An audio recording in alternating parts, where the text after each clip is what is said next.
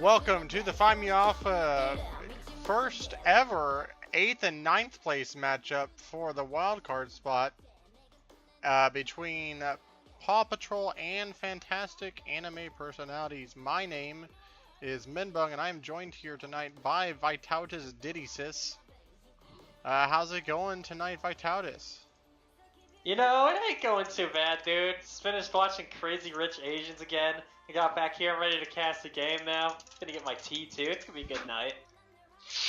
Yeah. We were supposed to be joined by a Legends MK, but Legends never die, and he's actually probably still not dying in the normal game that he's playing, Normies, for the win. There's your Crazy Rich Asian, just not the rich part. Yeah. So, with that being said, we're looking forward to this game tonight between Paw Patrol and fantastic anime personalities. One thing to note is that Jupil, the traditional jungle for FAP, will not be here tonight, and it will be Front Lash borrowed from Dope Man Poppy. Alright, so I think I got a good drafting strategy for Paw Patrol this game. It starts with Ban and it ends with Vi. Just might be throwing that one out there for a friend. That one and Poppy, probably. Yeah, that one's on me. That one's free. You're welcome. Yeah. There you go.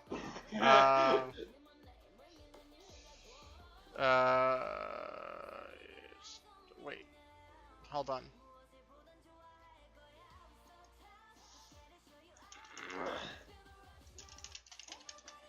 I need the pro draft link.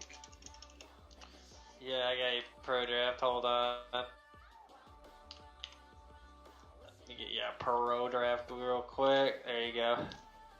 All right, you already made it. Wait. Nah, that's the pro draft they linked. Ah, okay, perfect. Because I can't see chat. Yeah, that's unfortunate. Can you? Well, if you can see chat, you can tell them where R. Okay, perfect. Yeah, according to Dylan, stream got 25 seconds before I absolutely lose my cookies. It's definitely been more than 25 seconds. Well, let me go find his cookies for him because I'm kind of hungry. Sounds like good times. Yeah, it really does. What's your favorite type of cookie, Menbug? You know, I always love a good chocolate chip a la mode, but I can tell you that if you give me a white macadamia nut, Oh, white macadamia nut. Now that's one of those like sleeper, like massively top tier cookies. Yeah. Like people only get it when they don't know that they want it, but when they get it, they know they want it. They realize how much they wanted it. Yeah, exactly. And then, dude, I won't lie, this one's a little weird, but I'm actually team oatmeal raisin all the way, dude. I think oatmeal raisin's a sick cookie. Oh yeah, it's definitely sick. I usually get queasy after eating them for sure. Oh come on, bro. Why you gotta do oatmeal raisin like that, man? Well, we are ready. Man, these people take forever, bro. I mean, we were right on time. We're ready for stream. We're doing everything we need to do.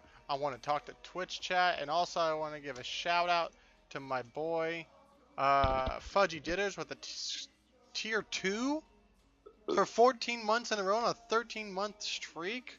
Thank you so much, Fudgy Ditters. And I Tomahawk, this is the beginning and the end. Okay. Man, you know, I really just can't wait to get into game for this. It's gonna be exciting.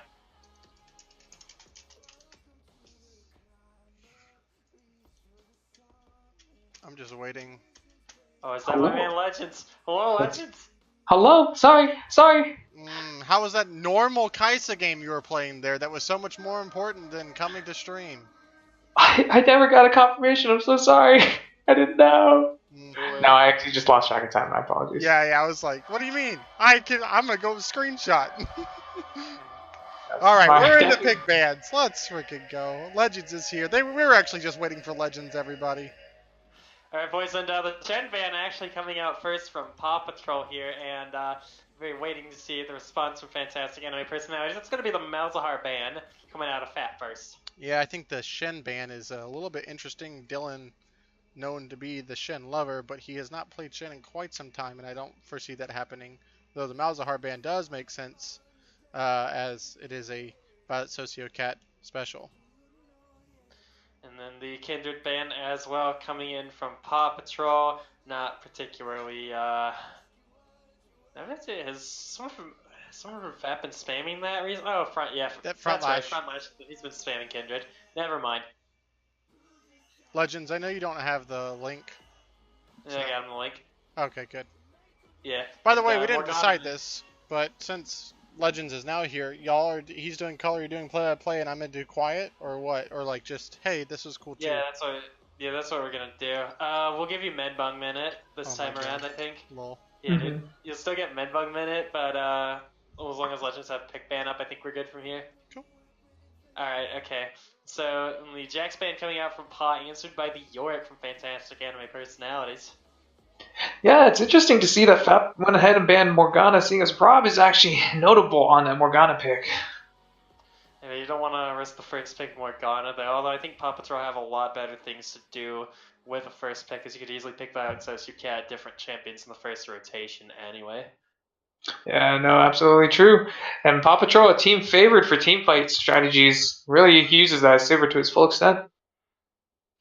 Yeah, I'm not particularly sure how many Sivir games I've seen out of Opie, but there's no way he's not good at Sivir.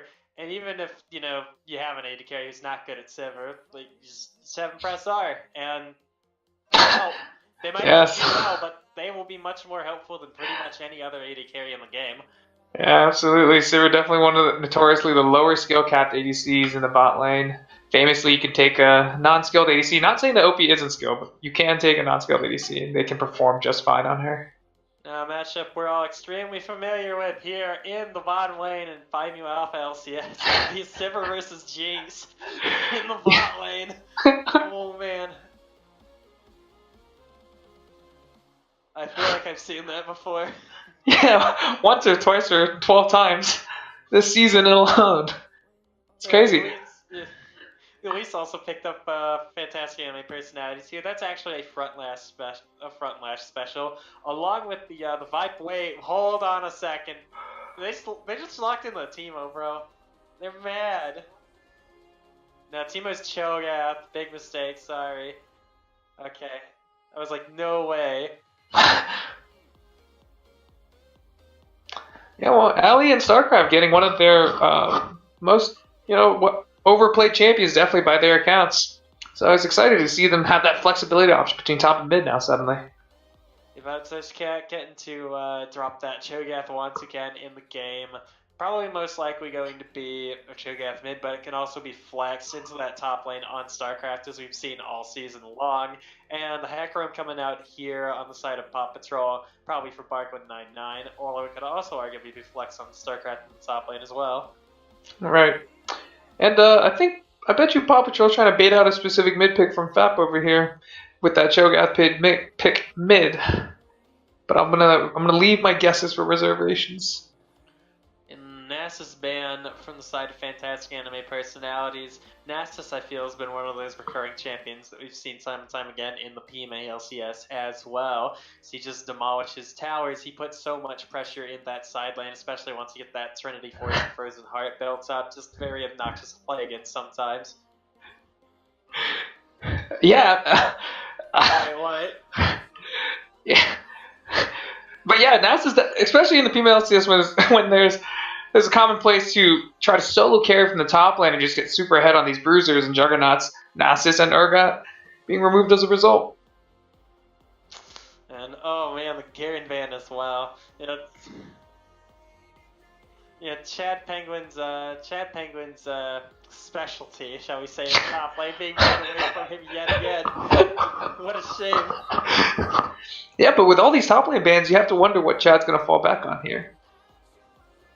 Yeah, probably the Vayne top. Almost always the Vayne top. You can do it here. Kennan's a solid pick too.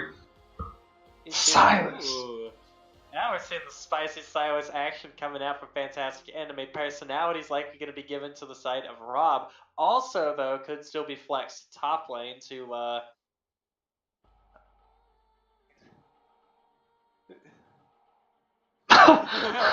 Oh man. Brutal. Anyway, the Silas could possibly be flexed to the side of Chad Penguin as well in the top lane. Not likely something we're going to be seeing this game though. I've not known Chad Penguin as a Silas player, but now is always a great time to start. Yeah, and fantastic anime personality making an amazing pick with that Silas pick. They're essentially removing the counterpick strength from PAW. And also, this Silas is quickly getting a lot of ultimate spells to chow down on and steal, because he's going to have the Sivir ult, the Cho'Gath ult, the Hecarim ult, and the Nautilus ult. Even the Jace ult particularly semi-useful, because you can use it to swap into the Mercury Cannon for him, and then you can start throwing out Shock Blast acceleration combos with Silas as Jace. For an entire minute. It's pretty impressive. It's actually also really going mid though. Yeah, and the Scion gonna come out last pick for fantastic anime personalities here, likely gonna be flexed to the side of Chad Penguin. Yeah, so in your opinion, how do you feel like the coin flip, how much of an effect do you feel the coin flip has on this best of one series? In terms of the coin flip for side choice, I think it can have a lot of interesting. A higher seed actually gets side choice. Oh, okay. I misunderstood that then. Well, that's good. I think that's how it should be done. The stream want legends. Oh yeah, we need legends in game. Hold on. Legends isn't in the game yet. Oops. Oh. Jesus. Appreciate that.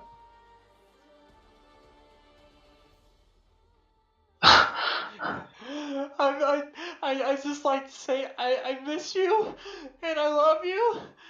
Oh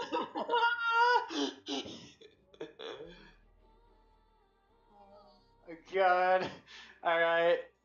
We finally got the man, the myth, the legend, Las Leyendas himself, Legends MK, in the building. Welcome to the game, Legends. Alright, I'm excited. This series decides who gets to play in the 8th place slot. Both teams have everything to lose in this game. The stakes could not be higher. Oh man, that's brutal. Wait, I just realized the MK in your name is your initials, bro. Holy crap. That'll take me that long. Yeah, my name is definitely not very creative. Legends McDonald's. Yeah, can we call this man? We call this man Legends McDonald's. Just for all time now. That's it.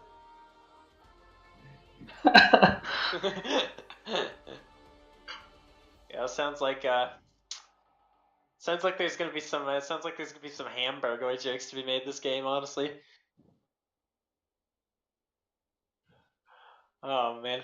Alright, so while we're waiting on this lobby we are finally ready on the casting deck, right? We have finally done it. I'm pretty sure. I'm just gonna hit the R. Good luck, idiots. I'll be right back. Alright, so while he's gone, I guess I'll discuss these team comps and what opportunities each team has or how they can play. On just top to bottom, we'll compare lane by lane first. Starting in the top, we're going to most likely have that Jace versus Scion matchup. Traditionally and fundamentally, this matchup has favored the Jace. However, Scion does have 3 abilities that are centered around wave clear. So, assuming Scion decides to commit to Comet here, he could have an upper hand in this lane. He might not win in CS, but he also won't lose as much. If we move into the jungle, we have the Hecarim versus Elise matchup.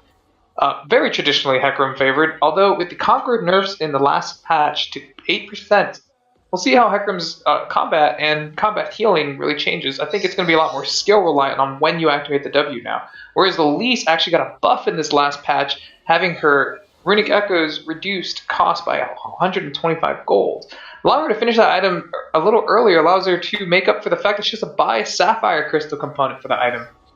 So we'll see if she can path to at least 1,400 gold before her first back, and then on her second back pick up that Runic Echoes instead of pathing off for some Red Wards and Boots. Moving into mid lane, we have that Silas versus Cho'Gath matchup. If the players were of equal skill, I would have to give that matchup to Silas. In this PMA LCS season, yet we have yet to see Rob perform on the Silas, so I'm excited to see what he can do versus Violet Sociocat's very well seasoned Cho'Gath. One of her major advantages in all of her matchups is Cho'Gath, as she has enough practice on the Cho'Gath to know every matchup. However, Silas hasn't been around or popularized as much recently, so it's likely that she doesn't know this matchup, giving Rob a slight advantage, as I would say that any melee matchup into Silas is his favor. Dude, fun fact actually about Silas, though. If Silas steals Cho'Gath's ult and, like, eats something, then Silas will be permanently increased in size as well. And health, yeah, it's actually a major factor. Yeah, dude. So did you know that... Flash shield. You can tell someone's been spamming Yumi recently, unfortunately, for whoever was unlucky enough to be on his team. Anyway, though, you think you want to see the tank Silas build come out here with Aftershock? Just get a more tanky build so that we can steal Cho'Gath's base all the time and get big and swole and then tank all the skill shots? Absolutely not. Silas's ultimate, allowing him to scale from AP off Cho'Gath's ultimate, is actually scarier than it's scaling off health for him. That sounds pretty true, though. I think he still takes Aftershock here, though, if I were Rob. I'm not sure what he's been practicing, but the current build of Protoboat into Luden's Echo has just given Silas a breath of new life in that mid lane. And actually, I think the Conqueror would be pretty good here. The Conqueror is actually so obnoxious in a decent amount of matchups, and I've had the misfortune of playing against that disgusting wreck of a champion in the top lane. It's pretty great. He spams Qs on you, and once he's hit level 9 with a little CDR under his belt, he can actually drop multiple Qs on you before his Conqueror stacks drop off, meaning he can just keep Conqueror stacked and be ready to engage on you whenever he feels like it. Wow, that's really abhorrent. Good champion design. I can't wait till they nerf his Q to an 18-second cooldown, too.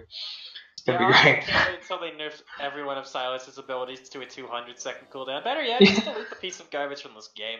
I mean, while he might not be that fun to play against, I definitely think he's one of the more fun champions to come out in such a long time. Yeah. Absolutely. Zoe should actually be remade. Zoe is...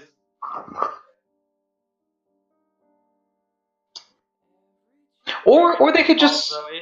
Yeah, or they could just, like, increase the mana cost on her Q and E so that she actually gets punished for just, like, chucking out random spells, I think. Can we actually just, can we become Fork Knife now? Zoe has been vaulted until further notice. That was convenient. Yeah. But yeah, and finishing that analysis out, down at the bot lane, you do have that Jinx Thresh versus Sivir Nautilus, and Thresh, notoriously having low base stats in the early game, means that he can get bullied out by that Boomerang Blade plus Dredge line by Nautilus, leaving Jinx off to the side trying to pit with a rocket. Kind of feeling like Caitlyn off in the early game. So I do think that early game does go over to PAW in every lane, but we'll see.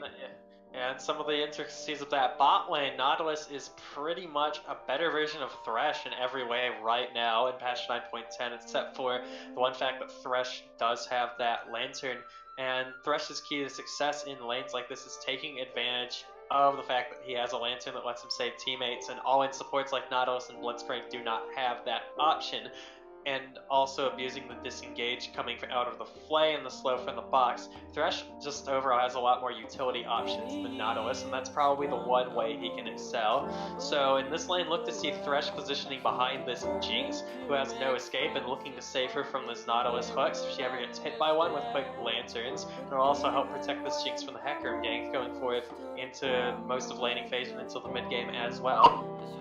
Yeah, and I think that's the defining line between, like, incredible Threshes and then your standard Thresh. You have your standard Threshes that hit the hook, go in and try to auto until the enemy dies, and then you have your incredible Threshes that hit those hooks and then reposition for that Lantern, or just know how to stay in that range for that Lantern when the save is required. Yeah, you can tell when you're dealing with a Thresh main on your team when he immediately lands that hook, and then you start to see signs of the fight starting to go awry. And so next thing you know, the Master Yi is popping out of the enemy Master Yi is just popping out of your unwarded bush over there, and then wow, perfect! There's a Thresh Lantern on the ground. How'd that happen? Well, let me just take that real quick. Thanks, Thresh main. Yeah, absolutely. So I'm excited to see if lowly hentai police can outplay the slight lane disadvantage that I've laid out for them. Yeah, and speaking of lane disadvantages, though, Jace versus Scion in the top lane, also another interesting flashpoint for this early game here. Jace definitely going to be able to out-pressure this Scion early on, but once the Scion can start to get, some tankiness in him, get a couple items in him, he should be just fine. But I'll be interested to see if this Jace answers back with a Cleaver Blade of the Ruin King build. Yeah, and I think another big bonus that goes toward the Scion side is PAW has actually crafted an entire AD heavy team. Now, some people are going to try to argue that Nautilus does some AP damage, and Cho'Gath offers AP damage. But if Cho'Gath is investing in that full AP build, he's just going to get popped by Silas, Jinx, and Elise. So Scion doesn't have to consider magic resist until the very, very end of the game, giving them a huge front force to be dealt with. Yeah, and as well, speaking of that Elise on the side of Fantastic Anime Personalities, that Elise Thresh duo is going to be something I'm going to be looking at through most of the game.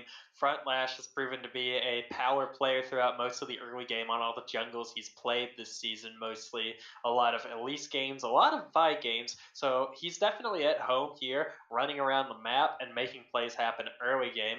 And Lolly Hentai Police as well is no stranger to playing roam supports. And I'm excited to see him come out here on this Thresh. They have a very strong early game jungle support duo that can make a lot of picks and put a lot of pressure on this map going forward into this early game here. Yeah, absolutely. And every member of Fantastic Anime Personality offering a way to CC as a follow-up to a Cocoon or a Death Sentence means FAP just has so much bush or pick possibility going into the late game.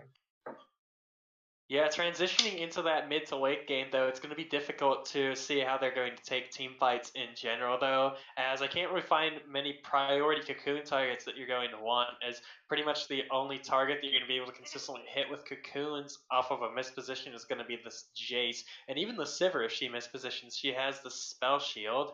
And like Hecarim, Nautilus, Cho'Gath, any of those get hit by a Elise Cocoon, if your team piles onto them, like, they're just going to die. Like... See, I would. Oh, okay. Well, we're gonna pause. Yeah.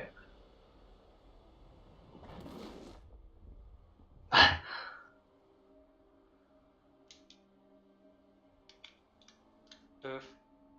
Rip. I don't know what that is. 4-1. I'm sorry. The Church of Bumpalia's funds are running low right now. No. Their funds are running low right now, bro. We can't sponsor a Metbug Minute this show. Yeah, it's looking like Westboro I'm paused right now, dude. I'm paused. Yes.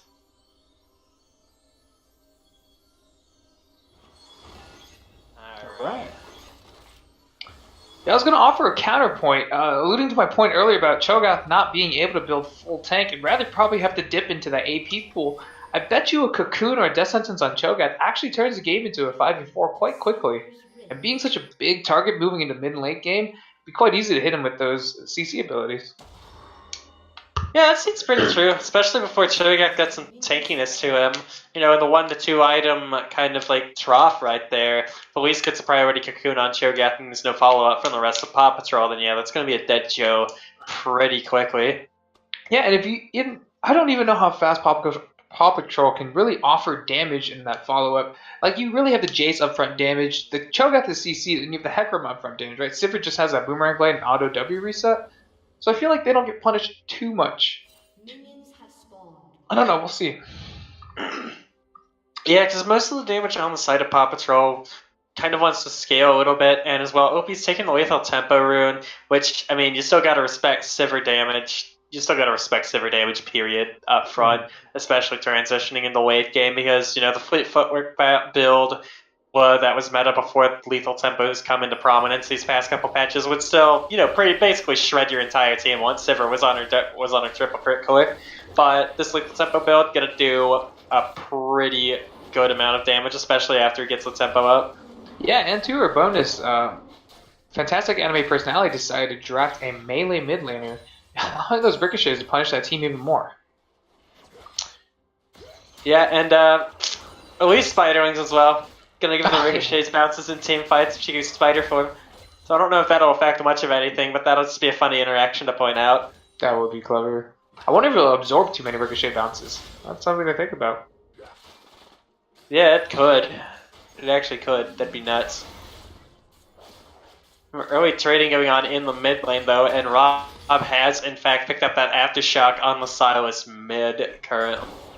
Well, traditional pick for Sylas. Sylas being a champion that naturally builds some armor in that Zanya's and having that pretty easy point and click E stun. I think it's pretty easy rather. Allowing him to trigger that aftershock pretty often. And so, it is business as usual right now for this early game. About a minute in after the buff spawn, and nothing spicy has happened so far. And Elise is finishing up her red over here, and Hekara mirroring her on the other side of the map, finishing up that blue right now. Yeah, if we look at that though, Elise is actually going to have the 5 camps to Hekara's 5 camps. Both of these junglers opting to take Gromp over Krugs, it seems. And, well, as I spoke to earlier, Elise is actually... Early look in the bot lane. Beowulf taking extremely low here. Hensai police him to Donville, looking for this. Some big damage on the Beowulf. He's walking out. He's going to get out of that one, but that is a definite trade advantage over some side fantastic anime personalities early into this bot lane. Now Borgfist has found Front Lash in the river. Front Lash going to get caught up, though, on the roam by Violet Zosuke with that. Going to flash away, and the Cho'Gath follows. Jumping over, great repel to escape, and now safely unrobbed, but going to get knocked up by the Rupture. Borgfist goes in, gets the first blood onto Front Lash, and Rob forced a flash under the safety of his tower from that angry pony. Yeah, I guess I'll address that bottom lane fight first between Beowulf and OP. And at Devonville and lowly Hensai police, Beowulf really not respecting the amount of minion damage that comes in after he throws that hook and goes amidst the wave, costing him that trade. And as we look at that fight in the jungle there, Frontlash actually did secure that scuttle and then walk away from that fight, but choosing to use his flash after the ruptures really got him killed. If you're going to flash anything, flash the CC ability. Yeah, definitely. You kind of have to make a judgment as to whether you're going to die from the follow-up from the CC ability or not, and then flash or don't flash, respectfully. Meanwhile, though, Front Lash coming into the mid lane for Gang 5. It's Cat already taking extremely low. Great Rupture. But here comes the repel from Front Lash. But there's just not enough damage to kill this Cho'Gath, and she's going to make it out of this one just fine. While in the... Oh, no. Orpheus, though, coming into the mid lane and mowing down that poor Sylas. Yeah, fortunately, Rob not having enough mana to follow up on that Cho'Gath. He really only got Abscon and a Duck during that fight. Hook from Lolly Hensai Police. The Ignite being dropped onto Opie, and the Ignite traded onto Lolly Hensai Police as well. Great flash out from Lolly Hensai Police, and the heal being spent from a Donville. Both bot lane duos going to get out of that one by the skin of their teeth. However, Donville maintaining his flash means ultimately a positive trade for the side of fantastic anime personalities. Ultimately, bro, we ain't even hit level 6 yet. I gotta go. but good trade by both member sides. Donville keeping his distance and really abusing the fact that Jinx outranges both of the champions on the side of Paw Patrol. And checking in on this top lane matchup right here, Chad Penguin actually up 9 CS now on StarCraft in this matchup. So this has gone so far a little bit of the opposite way that we thought it would. Yeah, and you gotta wonder, I mean, the camera hasn't really been kind to StarCraft up there, which makes me wonder if StarCraft is not taking advantage of the fact that he has these ranged trades on Chad Penguin. And that is really what you're picking the Jason top laners for. You're not trying to just farm him to death. Yeah, but the real moral of the story from that is, can we have an official PMA LCS observer, please? Just one for PMA LCS live. So that way we can have the cool little screen like they do at all the Riot broadcasts, and we can watch the cast live and cast from there. So that way we know we're all seeing the same thing. That'd be so cool. Someone phone it into Greg. And actually, this early dragon being started up here by Paw Patrol, they have the mid lane pressure, and that comes off the back from Fantastic Anime personalities, and pretty much everyone is in the area, giving Paw Patrol a quick Infernal Drake. Yeah, Paw Patrol really taking advantage of the fact that they had their laner stay in lane. They got their recall off first, and punishing Fantastic Anime personalities for taking a late one. And you know, more action in the top lane again as StarCraft's raiding down on the Chad Penguin, and this is a manaless Scion right now. And just looking at the runes though, I have to suspect that it is going to be this Blade of the Ruin King, Black Cleaver Jace coming out, just due to the fact that we have the Conqueror coming out on Jace this time around. Yeah, speaking of runes, I wonder if StarCraft really just not comfortable with this Conqueror Jace pick. Scion being out of mana and Jace having half bar, and they were just in melee range. StarCraft and Chad Penguin once again. StarCraft not feeling like you can get the better of that one, though. Once again, brings to mind whether he has much experience on this Conqueror Jace so far. If he continues to exchange melee blows with a manaless Scion while he is running Conqueror, he actually ends up winning that. His cooldowns will come up and he will have mana for his trades. So perhaps he just got scared of the Grasp proc. I'm also pretty sure he could have just woven in trades and abilities right there. He still had the hammer for him, like we still had the slam as well. I think he could have actually gotten the all in there. I think so too. Yeah, but you know, you can't put a price on safety right now. The one thing you do not want to do is chase into a lane like this, is give a free Stoicio and give Scion the keys to just out-tank this matchup for the next, 12 minutes. Absolutely. I mean, the onus to outplay is definitely on Jace here. Once he loses that lead, Scion picks up a Bramble Vest, some armor, and suddenly Jace is struggling to keep up. And speaking of Bramble Vest, the Bramble Vest already be busted out in this matchup means StarCraft is going to be getting slightly less healing from that Conqueror and have a lot of trouble trading into that armor on the side of Scion going forward into this laning phase. And that is already a devastating result of this matchup now. Now the Jace is albeit useless until he slides into the mid-game and starts landing some key Shock Blast combos. And now Jace's next opening in this lane is going to be getting that Blade of the Ruin King and Black Cleaver combo and seeing what he can do to start hurting this Scion a lot, as Chad Penguin now sitting 24 farm up in this matchup, and Morpheus and Frontlash currently hovering around topside as well.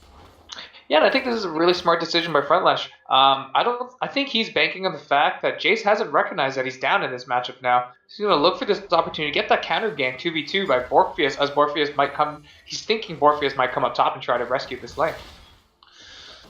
Yeah, and the one thing you cannot do as a jungler is try and rescue your lanes unless you see a free kill on the map. And I've always felt like it's best described in the simplest terms. You kill for you can gank for losing lanes, but you never pressure for losing lanes. And Chad Penguin actually going to ult onto his turret. StarCraft going to flash the cocoon from Frontlash away. Yeah, and Frontlash really taking advantage of a grossly winning lane. If you push a winning lane ahead as the least, that's how you snowball her advantage. That's how you use this jungler to win the game. And I feel like that concept is very important on early game centric junglers such as Elise and Lee Sin as well, because if you can't actually get the snowball going in the early game on those champions, you're slowly going to become more and more useless as you start to go out through this late game. So Frontlash there actually having a good eye and providing adequate pressure for his winning solo lane. Yeah, absolutely, and I think the best move for Frontlash here is to set up a dive on the Jace. We know the Jace doesn't have flash. Frontlash can definitely juggle the tower damage with his repel, and then Scion can absorb it for the rest, and they get this free kill on StarCraft, forces TP out or take plates down, and he seems to be committing to this plan. Oh, he's looking for it, but he might actually rotate towards Rift Herald here, and I think this is also another good pickup, as StarCraft trying to play it relatively safe right now, and not putting himself in harm's way at all means that is going to be the go, but Frontlash actually going to back off that Herald, and he's now kind of looking mid lane. I don't know. We were just talking about those rescuing lanes. Finally, Sociocat has amassed a 40 CS lead on this Silas matchup, making up much for the rest of her lane's deficits. That's very scary, because right now this Elise needs to be rotating around the map and forcing objectives in lanes that she has kill pressure in. This mid lane is not going to be one of them. And Rob actually going to flash that Rupture, but Borkby is still going in and looking at how can we get hooked up by the Thresh. And he is going to Onslaught Shadows right away. Doesn't want any of that. Yeah, Rob not able to get that feast off just before he ran out of its cooldown. Such a shame. Yeah, that could have been a very clean kill on the side of the Silas, so, you know, never lucky, boys. Yeah, something to think about though. While Frontlash did spend 2 minutes and 45 seconds up in that top side trying to get that gank on StarCraft, Borgfia spent that time farming, and as a result picked up a slight lead in the jungle. Yeah, and Low Anti-Police are actually going to hook at that bush as Morpheus is just chilling on a ward right there, and Frontlash gets a free kill basically handed to him, because wards may save lives, but sometimes wards take lives. Yeah, and you have to wonder what Borgfist was thinking there. He's not piloting Flash. He doesn't have his ultimate up, so his best chance was to jump over with that blast plant, maybe steal the dragon, and then die. And Violet Cat in an awkward spot in the mid lane. Rupture coming out though, and Violet Cat looking to bot now. Gonna be dropped down. Massive damage coming out of the other 3 members of Fantastic Anime Personalities. Kill going over to a Donville, and Violet Cat falls. Yeah, unfortunately for Fantastic Anime Personalities, that's exactly who they want that kill on. If they're gonna have any chance scaling into this mid-late game, Jinx is their last hope.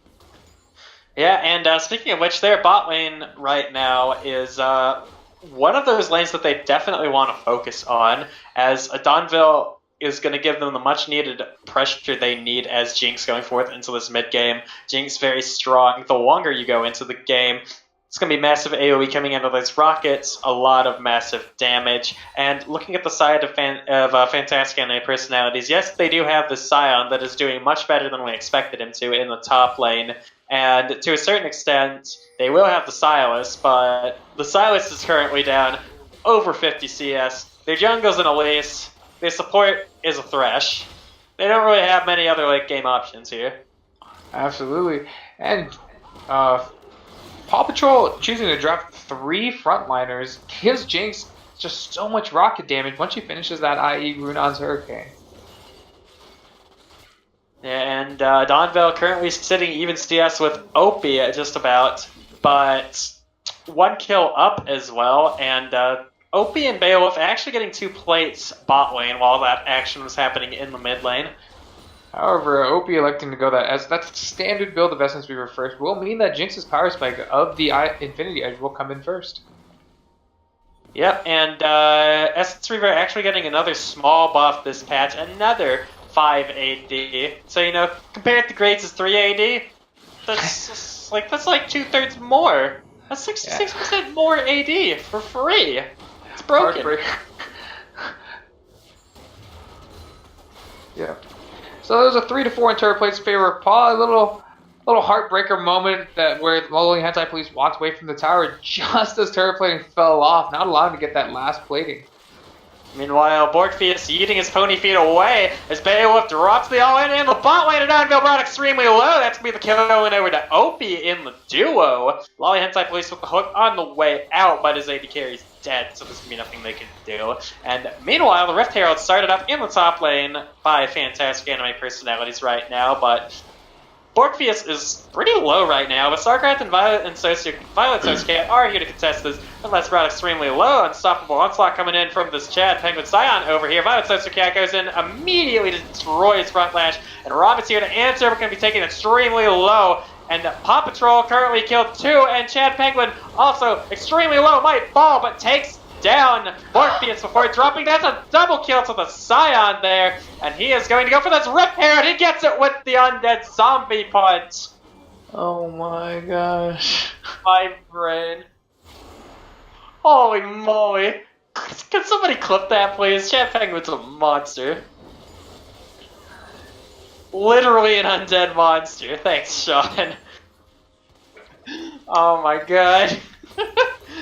And, you know, Fantastic Anime Personality. He's probably going to pay for that with this mid tower, but all Anti-Police, he's landed some damage on the Beowulf here. Beowulf trapped in a box to Donville, autoing away, but Paw Patrol finally going to take down this mid lane turret as Frontlash walks into a rupture.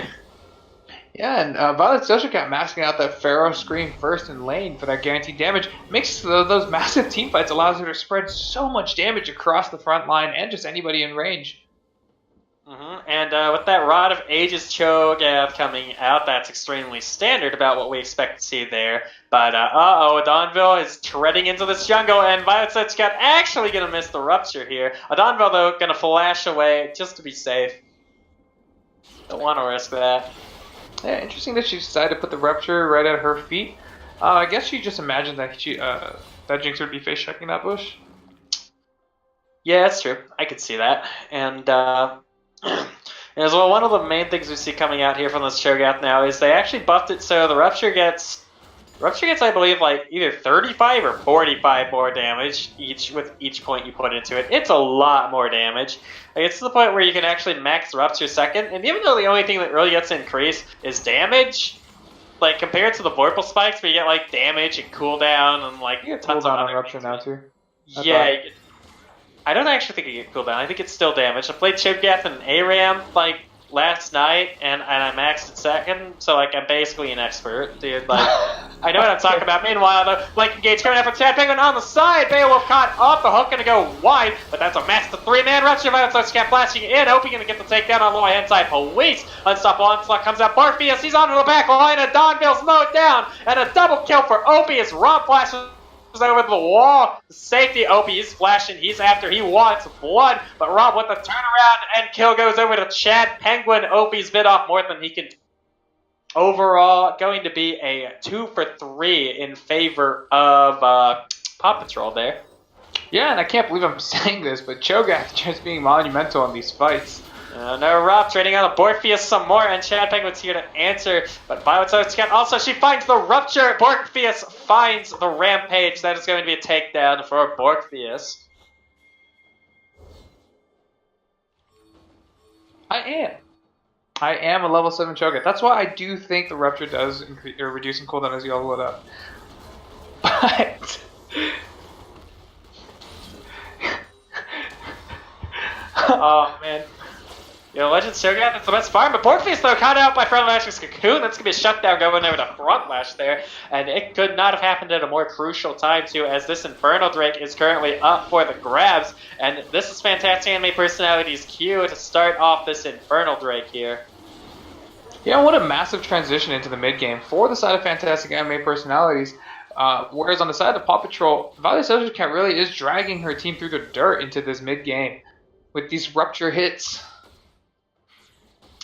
Yeah, and Fantastic Anime Personality is clearly saying, Rupture, I hardly know her. I mean, that champion, there was... And that is resulting in a lot of them taking massive damage throughout most of these team fights. And they actually had relatively decent control of the early game throughout the lanes, but now it's looking a little rough. Meanwhile, though, Chad Penguin directed his way in the StarCraft in the top lane. Flash is burned, but the Chiefs can be knocked off anyway. Currently sitting at half health. He's brought very low, but here comes the teleport. Here comes Paw Patrol. They're all on to Chad Penguin. Lolly Hentai Police dropping the Lantern, though. Can Chad Penguin make it? The flash onto the Lantern. He's clean, and he's out of there. Wow, impressive piloting skills by Chad Penguin, drifting around that corner and landing all that damage on the StarCraft, essentially removing him from this upcoming fight. And Violet Sosa cat caught up by Cocoon from Front Lash there. The Lantern being dropped, but Front Lash silenced up. So much damage coming out, forced to run. Cocoon's over to the repels over the blast. Cohen Borpheus going to chase after, finally gets the kill. And now Robin's stuck in a tight spot. Going to get mowed down by 4 members of Paw Patrol. Kill going over to Violet Sociocat. Yeah, it just seems like odd positioning from the side of Fantastic Anime Personalities, knowing that Front Lash has definitely escaped his early game now. We're starting to see the Elite struggle in the mid game as she becomes a Cocoon bot, but then we see FAP positioning Jinx, the AD carry that they need in these fights, in the bot lane to split push while they 4-man defend top. Yeah, not a particular fan of this move, as the last place you want this Jinx is away from the team that is currently struggling to take these team fights against Paw Patrol. In fact, getting eviscerated in their own jungle. And Adonville actually going to get destroyed in the bot lane by StarCraft's Jace. I mean, what do you expect at that point? I mean, as a result of poor macroing, StarCraft really capitalized on it and put himself back in the game by going down there and taking out Jinx. And I was about to say that StarCraft goes drop that board cleaver build pretty soon. Means he's going to be doing a decent amount of damage to Scion, but I'm looking at the build. It's rated Dirk in there. But there's also a Vamp Scepter. What's going on? I have to imagine... Okay, there's 2 scenarios that went on, right? Either StarCraft went that Serrated Dirk first, and then somebody told him you need to go Borf, so we transitioned in this mid-game, because Cho'Gath does stop scaling after level 13 in terms of damage. Or he's going to go Death Dance.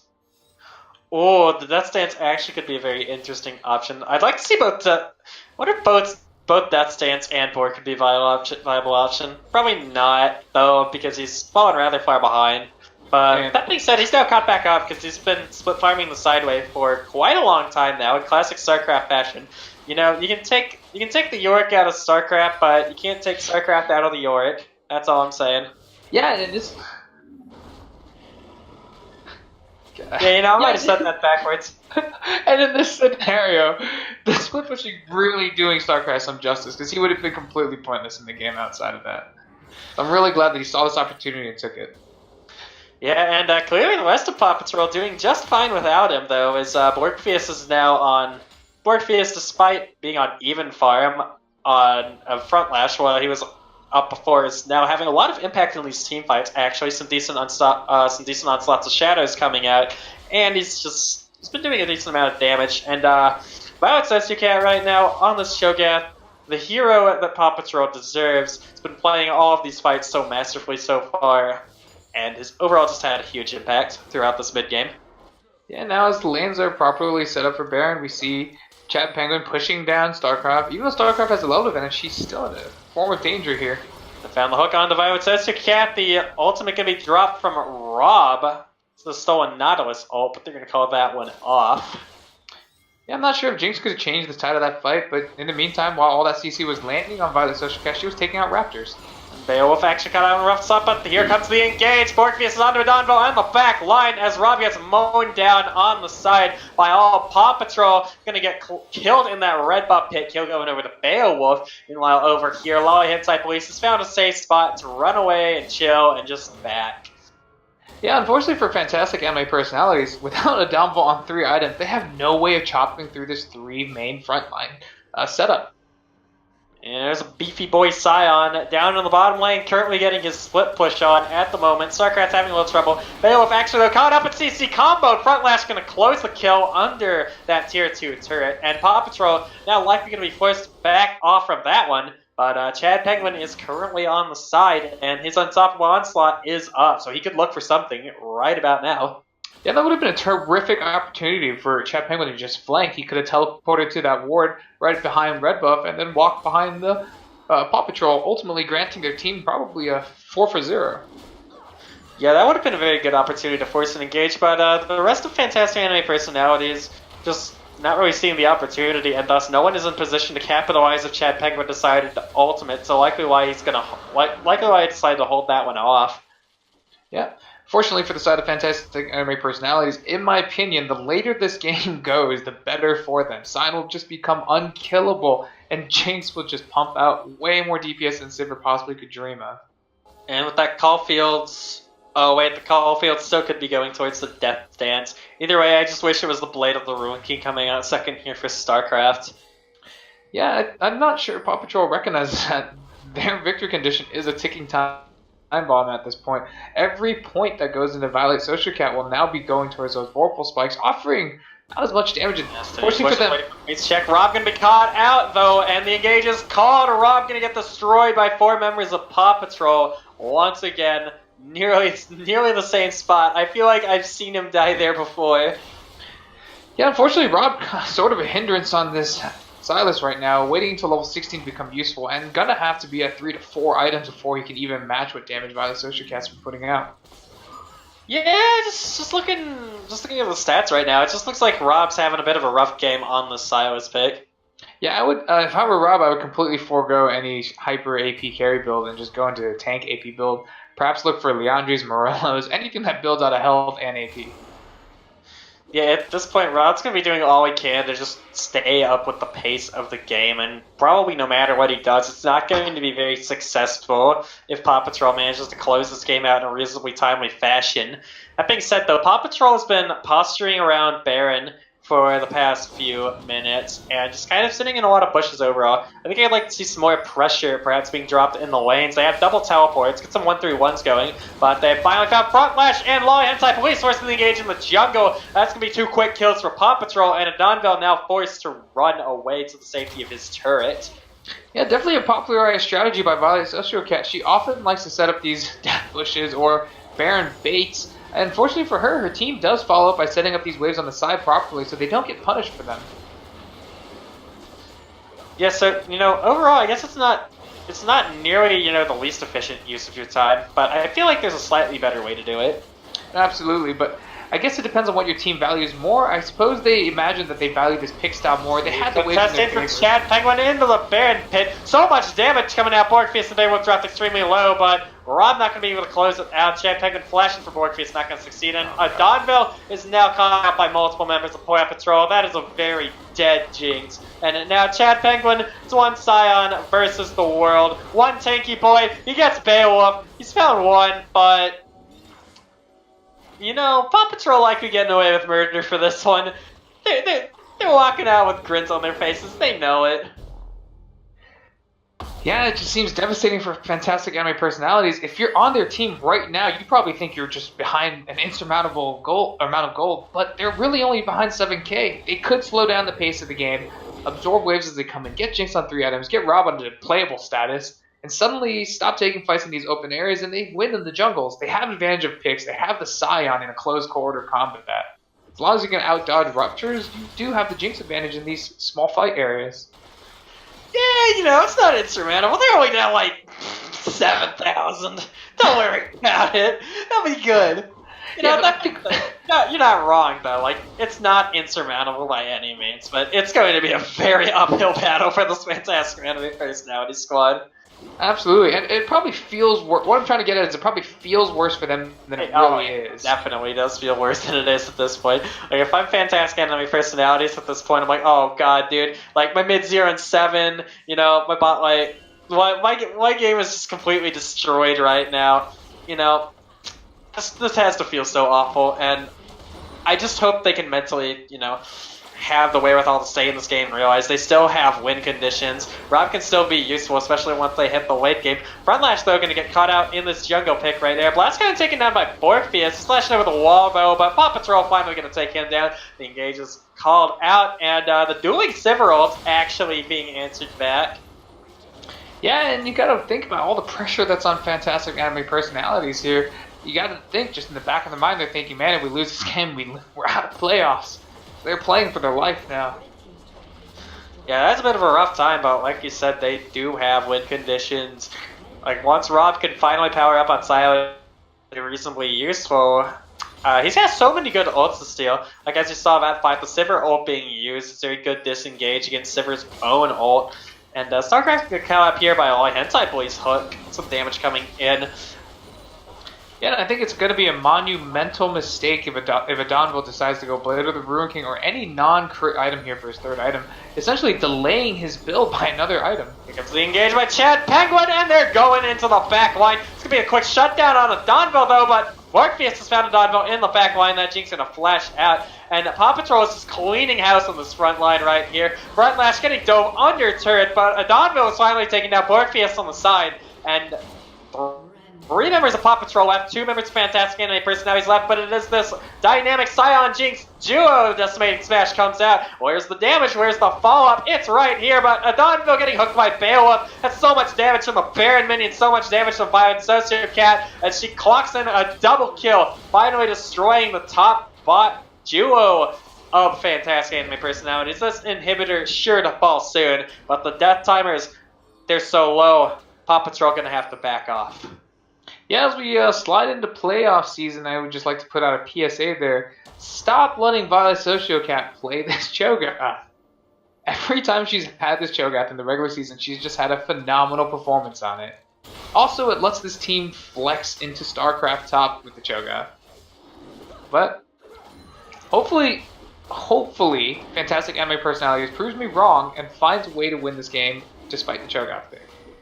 I feel like part of the reason that Cho'Gath hasn't been getting the respect it deserves is just due to the fact that PAW Patrol really didn't hit their the zenith of their season until recently. This has been a team that has been low-key on the upswing for a while, and a lot of Violet Sociocat's Cho'Gath games came towards the beginning half of the season, and so likely having a decent individual performance on the Cho'Gath, but just not being enough to propel them to actual meaningful victories.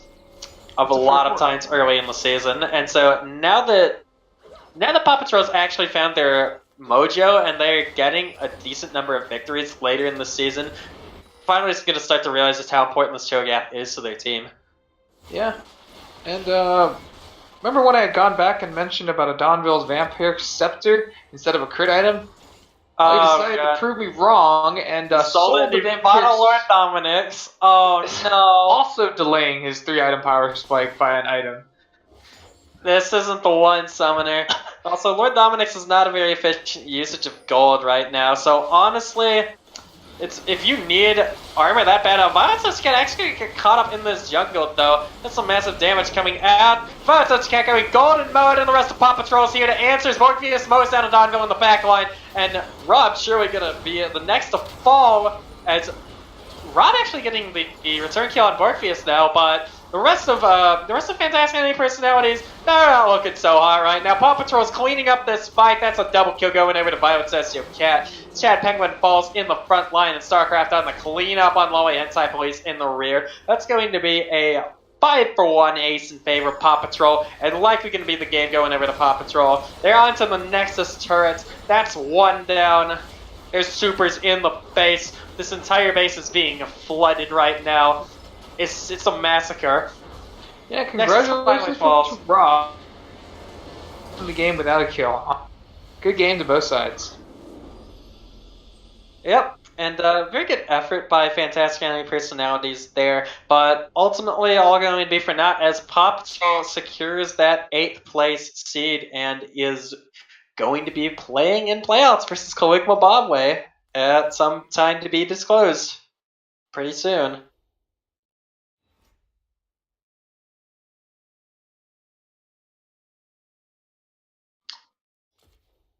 Well, congratulations to Paw for making the playoffs. It's just so big. Yep. And I believe we don't have any MVP polls actually officially for this game, but if you had to give an MVP to someone, who would it be, Legends? I think it's undoubtedly Violet Sociocat. Dragging her team through the dirt as if she was on that Trojan or on that gladiatorial horse, just taking them through that early game into that mid game and making sure they could survive.